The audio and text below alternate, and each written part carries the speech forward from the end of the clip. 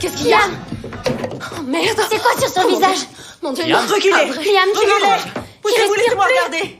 Oh, mon Liam! Dieu. Oh mon Dieu. Liam, Oh, tu mon Dieu. m'entends, mon poussin? Oh mon Dieu. Vite, appelle Liam. les secours.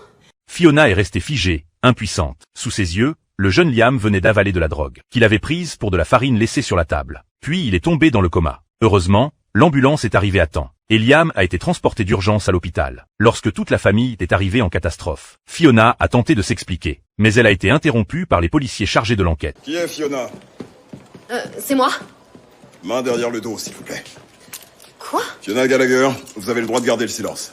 Les agents l'ont immédiatement arrêtée. Pendant tout le trajet, elle n'a pensé qu'à l'état de Liam, dévoré par la peur et les remords. À l'hôpital, Lip regardait son petit frère, fragile et sans défense sur son lit. Sa rancœur envers Fiona atteignait son point de rupture. Pendant ce temps, Fiona était officiellement placée en détention. Lorsqu'elle a enfilé l'uniforme de détenue, la première chose qu'elle a demandé, c'était des nouvelles de Liam.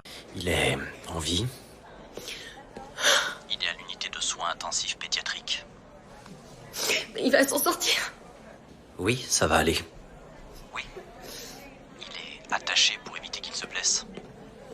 Et il prend des tonnes de médicaments.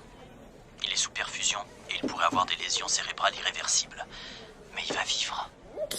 Au téléphone, Lip lui a répondu d'un ton glacial. En entendant ces paroles, Fiona s'est complètement effondrée. À cet instant, un médecin est venu chercher Lip pour lui annoncer que Liam était désormais hors de danger. Son immense inquiétude s'est enfin dissipée. Le lendemain, la famille a ramené Liam à la maison. Et contre toute attente, Fiona a été libérée. Encore sous le choc, elle ne comprenait pas ce qui se passait. En sortant du commissariat, elle a aperçu son ancien petit ami qui l'attendait devant l'entrée.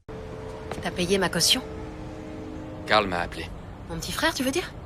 Il a dit qu'il connaissait pas de riche à part moi. Une fois rentrée chez elle, en voyant Liam, sa culpabilité a atteint son paroxysme. Je suis vraiment désolée. Je ferai jamais rien qui pourra te faire du mal.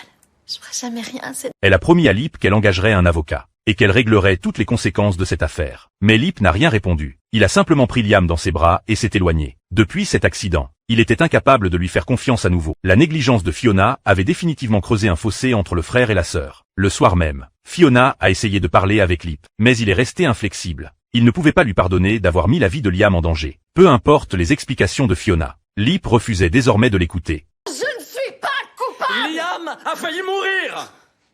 Et ça, c'est ta faute! C'est à cause de toi, c'était ta coque, ton petit copain, ta vie de merde! Pas la mienne! Tu piges?